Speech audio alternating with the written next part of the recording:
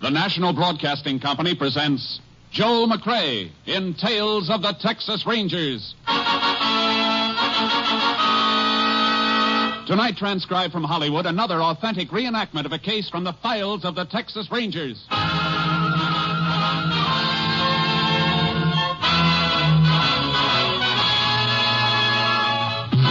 Tales of the Texas Rangers, starring Joel McCrea as Ranger Jace Pearson. Texas, more than 260,000 square miles, and 50 men who make up the most famous and oldest law enforcement body in North America.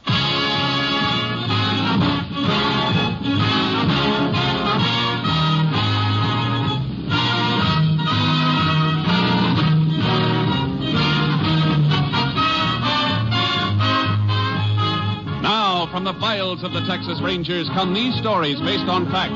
Only names, dates, and places are fictitious for obvious reasons. The events themselves are a matter of record.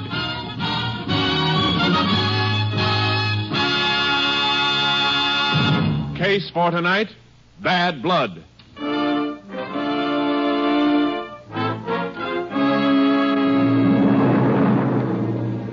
It is 7 p.m., September 14th, 1950. In an isolated house trailer in the fields on the outskirts of Cheney, Texas, Joe Prager, an aircraft worker, is packing a suitcase. There is a knock on the trailer door. Just a second. Howdy, Joe. Oh, howdy, Russ. Ain't you going to ask me in? Yeah, sure. Come on in.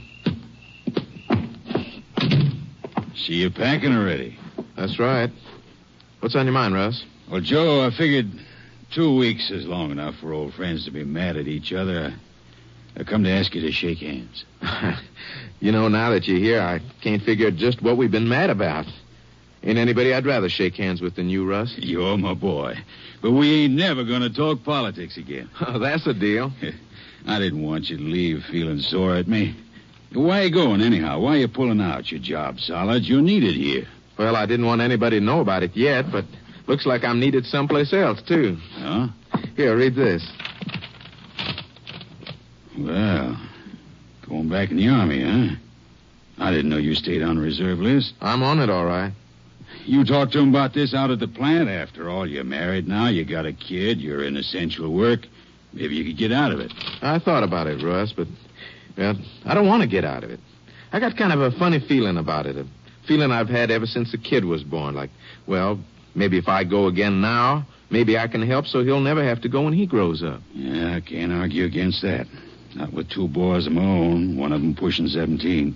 Ella and me are plenty worried about him with this Korea thing. Oh, don't let it get you down, Russ. Boy'll be all right. Say, I was just about to fix me some grub. How about joining me? Oh, thanks, but Ella's expecting me home. Say, where's Marge and the baby, anyhow? Oh, she drove the kid up to her mother's today. I got a week more before I report, and well, we sort of figured we'd go away someplace together, just the 2 of us, you know, till I have to leave. Yeah, well, when you pulling out of here?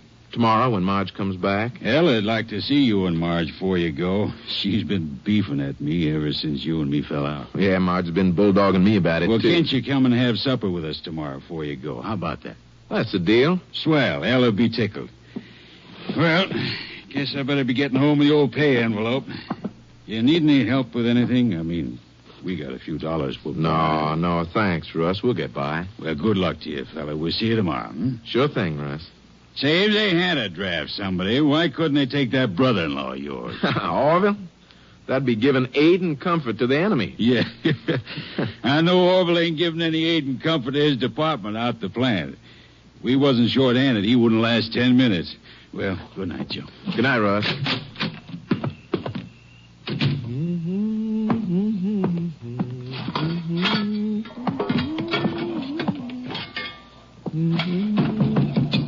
Just a second. Did you forget something? Oh, it's you, Orville. Yeah, it's me. Russ was just here. I thought it was him coming back. I know he was here. Been waiting out back long enough, waiting for him to leave. You could have come in. Russ don't bite. He doesn't like me. Reckon that's your fault, Orville. Oh, sure. Everything's my fault. How come you sticking up for him? Thought you and him wasn't talking. We are now, and I don't think it's any of your business. What do you want, Orville? Joe, I need some help. I got my check cashed, and I guess I didn't notice it till I was almost home. I got a hole in my pocket. I lost my pay. Do I look like a half-wit to you? Well, I only want... The last time you came to me with that story, you said your pocket was picked. And the time before that, you said you got stuck with a loan you signed for somebody. That's right, Joe, honest. Stop using the word honest, Orville. Doesn't sound right coming from you. If your money's gone, you lost it in the pay-night crap game at Holland. I haven't been near Hollins in weeks. Oh, Joe, you gotta help me. My wife will buck like a maverick under a branding iron if I don't bring some money home. You and Sis got some side money. I know you have. I ain't denying that, but this is one time you ain't dipping your hand into it. Yeah, take a look at this paper. Go ahead, read it. Drafted, huh? Going to play soldier again and leave my sister with a kid to take care of. She and the kid will be taken care of, Orvie. I'll see to that. You never had to give us anything, and you never will. Joe, I need money. And I ain't leaving here without it. There's nothing here for you, Orvie. Better try someplace else. I said I wasn't leaving without that money. Well, I reckon you'll be here a long time then, Orvie. You have to excuse me. I'm going to fix my supper. I ain't going to ask you again, Joe. Glad to hear. Just going to keep ignoring me, huh? Like I wasn't even here. That's right. Maybe I can make you pay a little attention with this frying pan. Orvie, put that down. No! I'm going to help you dish out your supper like this. I told you I wasn't. Nah! I told you, Joe. I told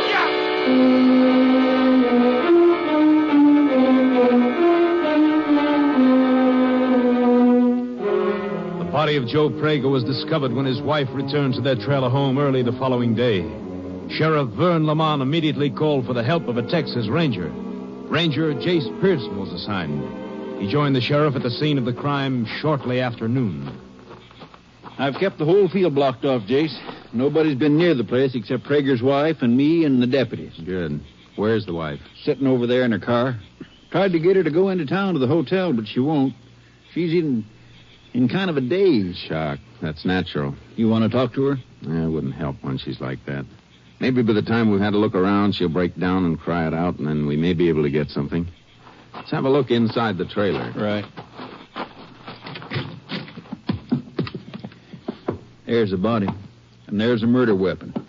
Wrought iron frying pan. Won't be able to pull any prints off that. Metal's too coarse. That's why I just let it lay there. Medical examiner estimate the time of death? He figured it was between 6 and 8 o'clock last night. Suitcase on the bed, half packed. Prager trying to run away from something? No, I don't think so. Letter on the table here explains it. It was in the Army Reserve. Called back to duty. I see. Where was he working here? Out to the aircraft plant, other side of town. Spot welder. How come his wife didn't report this until this morning? Well, she was away for the night. They got a baby? Baby oil and nipple jar on the dresser there. Yeah, that's why the wife was away. She took the kid to her mother's up in Abilene. Come back this morning. You check on that? First thing.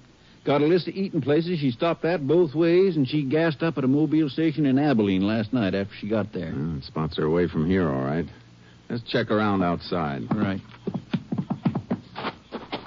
Will it be okay for the medical examiner to move the body now? Yeah, I think so. How come they parked their trailer out here instead of using one of the parks near town? Save money, I guess. Rents are high with the plant working full blast. Gasoline lamp in the trailer for light, but what'd they do for water? Well, there's a well out back. Used to be a house here some time ago, but it was moved. They had everything they needed to get by. I see. Want to walk out to the road where our cars are? I can send one of the boys into the funeral home to arrange a pickup. All right. Wait a minute, Sheriff. Watch your feet. What's the matter? These car tracks up the road to the trailer. Prager's own car, I reckon. Same tracks all over the road from coming and going. Different tire pattern in a couple of the soft spots, though. Look here. Yeah. Overlaps most of the older tracks, but Prager's car tracks go over the strange tread once. Right here. Yeah, I see what you mean. Another car must have driven in here after Ms. Prager left yesterday. And that spot is where she drove over the tracks when she came back this morning. It's the way I measure it. And we can pull a cast off that tread. May help us run down the car.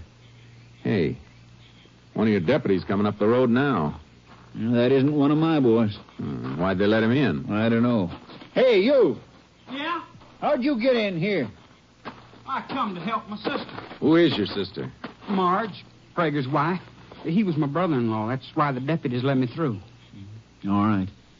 Your sister's sitting in the car back there. Reckon she does need somebody with her at that. Thanks. Wait a minute. Yeah, Ranger? Walk along the edge of the road. Stay out of the tire tracks. Why? Because we're asking you to. Isn't that good enough?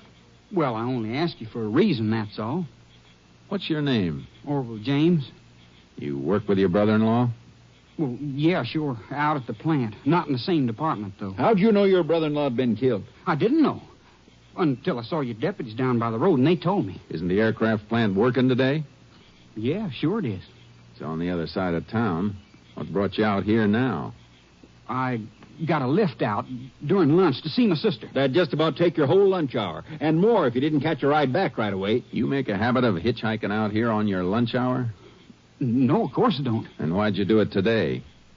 What are you asking me all this for? You trying to pin something on me? Reckon that's going to depend on how you answer. Come on, talk up. Well, I wanted to ask her about my mother. I knew that she'd been up home, see, and I wanted to find out how my mother was. I see. Your mother been sick? Yeah. No, she's been all right, I reckon. And why the rush to get out here this afternoon? Why not tonight, after work? Because I wanted to come, that's all. Anything else you want to know? Yes, when did you see your brother-in-law last? I don't know, 3, maybe 4 days ago. Not yesterday? No. Not even at work? It's a big plant, Ranger. Joe and me didn't even work in the same building. What time did you quit yesterday? 5 o'clock. Then you weren't working between, say, 6 and 8 o'clock last night. No. Then where were you at that time? And who was with you? Well, I cashed my check at Holland's and then... And then what? Did you come out here? Yeah. What? I said yes, I come out here. I'd have told you before if you hadn't started to question me so funny. Why'd you say you hadn't seen Prager in 3 or 4 days if you saw him last night? I didn't see him last night. Listen, you just told us you I came told out you here I'd with... come out here, but I didn't see Joe. I changed my mind about going in because there was a car parked here. Joe had company. Well, that fits in, Jace. Those car tracks. Yeah, but it still doesn't tell us why Orville didn't go in. I'll tell you why, if you let me. I recognized the car. It belongs to Russ Newcomb. And I didn't want to go in while he was there because I didn't want to get mixed up in any argument. Who's Russ Newcomb? And why should there be an argument? Russ works out at the plant, too. Him and Joe had been friends, but they fell out a couple of weeks ago, hadn't been talking. Then why would Newcomb be visiting here? Why don't you ask Newcomb that? It took a long time for you to suggest that, Orville, considering that Prager's dead and you knew that there'd been bad blood between him and the man you say was here last night. I don't like to throw suspicion on a man for murder, Ranger. But you're mighty quick suspecting me. A man ain't likely to kill his brother-in-law. Newcomb had the reason, not me. Now, you're going to let me go to my sister, ain't you? Jace? All right, Orville, go ahead. Yeah. Looks like this thing is cracking easy, Jace. It sure does. You better get out to the aircraft plant. Yeah. We got enough to pick up Newcomb, all right. We got more than that. If that tire track on the road matches Newcomb's car, we got enough on Newcomb to send him to Huntsville.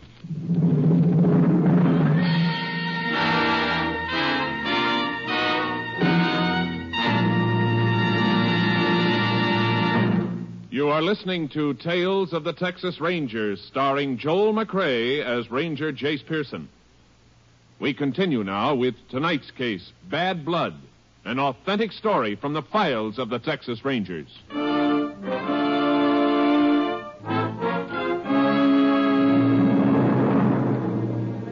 We drove out to the aircraft plant. News of Prager's death hadn't reached the place yet. We were directed to Russ Newcomb's section leader, and he pointed Newcomb out to us. He was on a welding job. Hey! Hey, you up there! Newcomb! Yeah. Knock off a minute and come down from that wing, will ya? Be right there. What can I do for you? Go into the office where we can talk. Sure, I'll be glad to. Sheriff, what's up? You find the woman who owned that purse? Purse? What purse? What are you talking about? The purse I turned in your office about 2 months ago. Money in it, don't you remember? Oh, that was on a Sunday. Guess I look different in a work outfit. Oh, yeah. What's this about, Sheriff? I thought he looked familiar. Turned in a woman's purse he found in the streets a couple of months back. No identification in it, and the owners never claimed it. Oh? The way you're talking, Sheriff, I reckon it isn't a purse you want to see me about. No, it isn't. You know Joe Prager? Know him? Why, Joe's one of my best friends. When'd you see him last? Only last night out to his place. Why, what's the matter? Joe in some kind of trouble? You say he was a good friend. Other people say you weren't on speaking terms for the last couple of weeks. We weren't until last night. We got in a dumb political argument one day during lunch here. Both got hotter than we should have. But you patched it up last night. Yeah, when word got around that Joe was quitting, going away, well, I went out and buried the hatchet. You sure you mean a hatchet, not a frying pan? Look, you fellas asking me something, but you ain't telling me nothing. You talked politics again with Prager last night? No, we just shook hands, and I asked him to bring his wife over for supper tonight, and then I left, that's all. Prager still alive when you left? Well, what do you mean he was still alive? You telling me Joe Prager's dead? He was beaten to death last night with an iron frying pan. Beaten to death? Joe? You see anybody else at the trailer? No. We were alone, just the two of us. Newcomb, the law requires me to warn you that anything you say from here on can be used against you. Used against me for what? You're talking like I'm under arrest. You are under arrest for the murder of Joe Prager.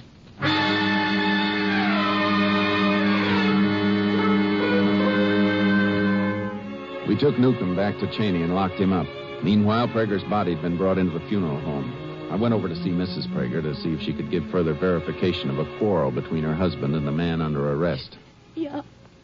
Joe told me they'd had some kind of an argument, but I didn't think it'd ever be as bad as this. I didn't think Russ would kill him. Why don't you leave her alone, Ranger? I'd already told you there was bad blood. Now maybe you'll believe me. Other witnesses aren't going to hurt anything, Orville. I'm all right, Orville. He's got to find out everything he wants to know. What else do they need to know? If you ask me, they got enough of a case right now. If we ask you. But so far, nobody has. And until somebody does, how about keeping quiet? All right. You're the law. Go ahead and make them miserable. I'm going over to Holland, sis. I'll be there if you want me. I'm sorry to keep after you like this, Mrs. Prager. Did your husband ever have any trouble with anybody besides Newcomb? No. Was he in fear of anybody, worried about anything? No. Well, he was worried at first when the Army letter came. But when we decided it was right for him to go, he didn't worry anymore. Just figured out things so me and the baby could get along. We even had a little money saved. We were going away together for a week, just Joe and me, to the place we went on our honeymoon. We were going to have so much fun. Now I'll have to use that money to bury him. I'm sorry, ma'am. Why did Russ do a thing like this to Joe? Why? I don't know, ma'am. I've never been able to figure out why men do a lot of things they do to each other.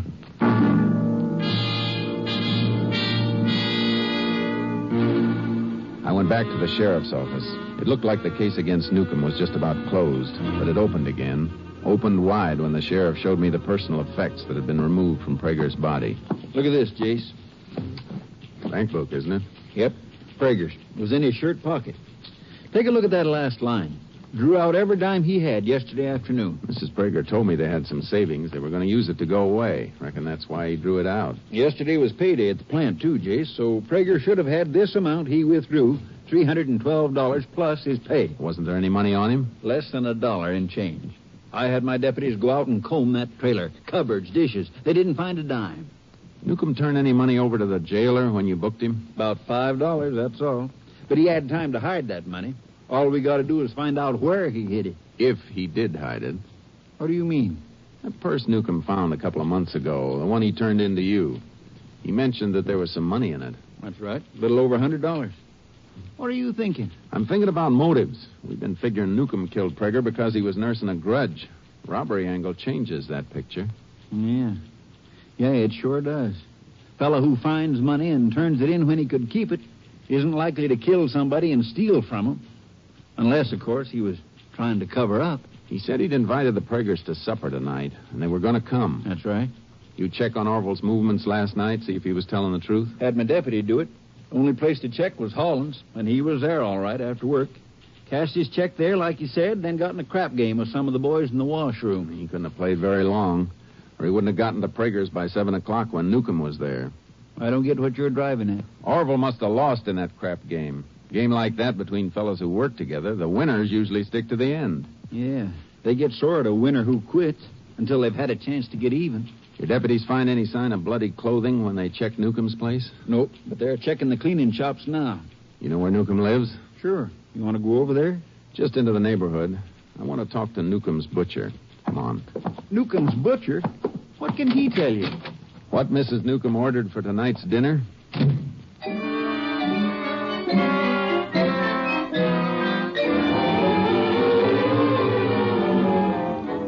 I saw the butcher, and his answer to my question pulled Newcomb back a step away from the electric chair. I got in my car and started to drive toward the field and Prager's trailer. You look like you learned something, Jace. I did. Mrs. Newcomb ordered stew meat yesterday for tonight's supper. She called up this morning and changed the order to lamb chops. 12 lamb chops. That mean anything to you? And changing from stew meat to lamb chops sounds like she was expecting company. When she orders lamb chops for her own family, she usually gets 8. I see. The other 4 chops could have been for Prager and his wife, then. I think so. And Prager was dead when she ordered them. Well, Newcomb could have told her to order them for a cover-up. Could have, but it's a little too smart. He didn't strike me as being that clever. Yeah, I'm going to go along with that. I think you're right. But what do you expect to find at the trailer? I don't know, but I want to look around a lot more than we did before. I shouldn't have waited this long. Didn't seem to be any reason for it with the case we had against Newcomb. Well, there's a reason now. We need a new case, and I got a hunch which way it's going to point.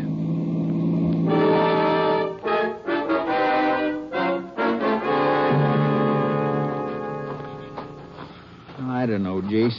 We've fine-combed that trailer, and there's nothing we didn't see before. And the only strange car track you found on the road was Newcomb. Hey, wait a minute, Sheriff. Somebody was sitting down here by the well. Leaned back against it and had his feet stretched out. You can see where the edges of his heels were resting on the ground. Yeah. Circle out around the back here. Let's do a little trail cutting. You figure the killer took off away from the road? If he was on foot, it'd be his best bet. If he went to the highway and walked, somebody might have seen him. If he had blood on his clothes, he'd steer clear of town until it was late and everybody was sleeping. No, all right, Jace. Which way do you want me to go? Circle out that way. I'll work from this side. Okay. Hey, Jace. Yeah, Sheriff? Orville was on foot. I know he was. That's why we're looking.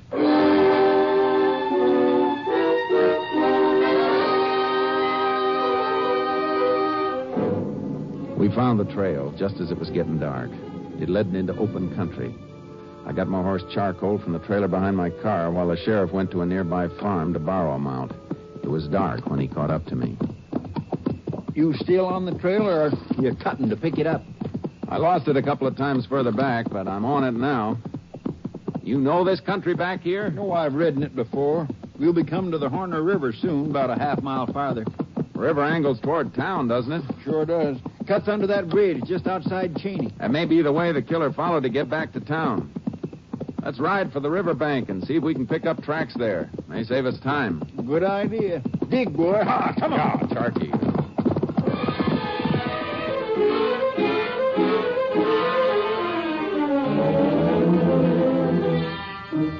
We found tracks on the bank, all right. Just a few that led to the edge of the water, and that was all. We cut back and forth on both banks for hours before we picked up a sign. He'd come out of the river on rock, and we barely spotted the place where he'd marked the ground again. That's it, all right, Jace. Same heel impression. He had us fooled for a while, all right.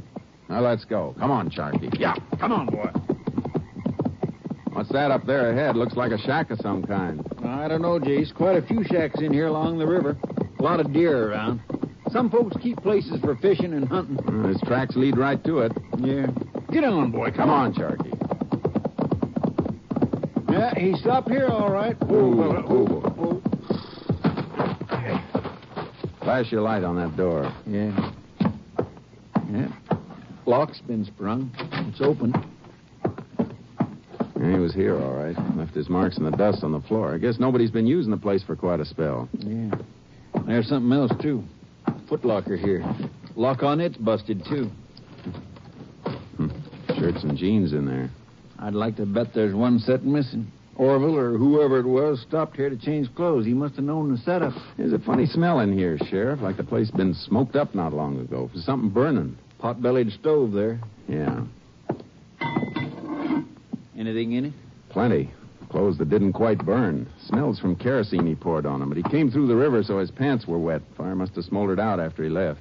Better pull those things out and see if we can save enough of them for identification. It's enough, all right. Look at this.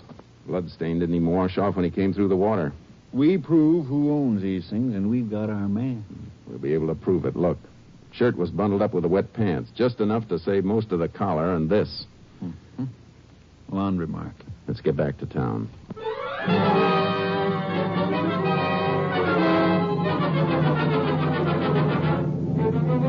It was daybreak when we got back to Cheney. We got what we were after on our third laundry stop. A half-burned shirt belonged to Orville James. We went to his home. His wife was at the funeral parlor with Mrs. Prager, so he was there alone. What you want from me now? Sheriff's got a few things rolled up in that poncho. I thought maybe you might be able to identify them. Who they belong to? Joe or Newcomb? We want you to tell us. All right, Sheriff, unroll them. Recognize these? What's the matter, Orville? You look kind of sick. I'm just upset about Joe, that's all. I was at the funeral home with my sister almost all night. Well, you ever seen these things before? Yeah. Yeah, I've seen them. Whose are they? I could be wrong, I guess, but they look like Newcomb's. That's funny. Well, what's funny about it? Looks like they were burned quite a bit. Yeah, but they were too wet to burn all the way. Guess that gives you a real tight case against Newcomb now, doesn't it? It does, doesn't it? A perfect case, except for the laundry mark on the shirt. Laundry mark? That's right, Orville. You're a laundry mark. But there can't be a laundry mark. There can't be a laundry... Keep your hands off those things. You hurt him, Orville. Let me go. Let me go. Oh, my arm. You better hold still. Come on. Let's go. My wife. My wife always hounding me for money. Always screaming about how hard she worked. Always yelling about how she was ruining her hands scrubbing greasy work shirts. But she wasn't. She was sending them out. Laundry market. The lazy pig. I'll kill her. I'll kill her. You're not going to kill anybody, Orville. Your killing days are over. Open the door, will you, Sheriff? Sure. All right, Orville. In the car. Let's go.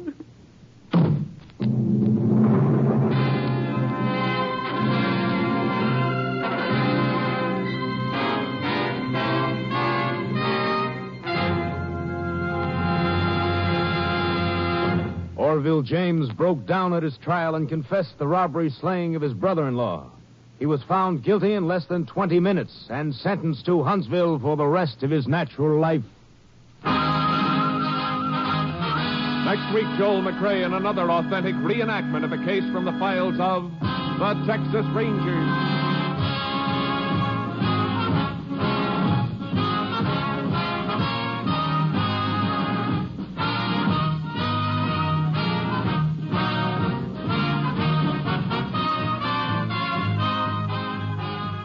Joel McCrea is currently seen starring in the Universal International Technicolor production Frenchie.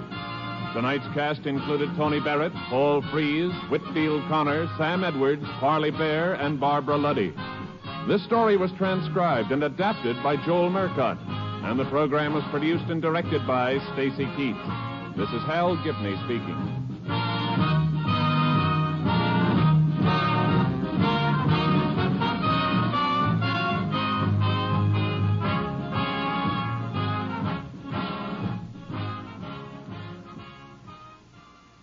Three chimes mean good times on NBC. Tomorrow, the voice of Firestone presents Metropolitan Opera basso Cesare Siepi in a melodic variety of operatic selections. Your Monday evening of music also includes the telephone hour, and tomorrow's guest artist is the renowned coloratura soprano Lily Pons. Among Miss Pons' selections tomorrow is the beautiful aria from Rigoletto, Cara Nome.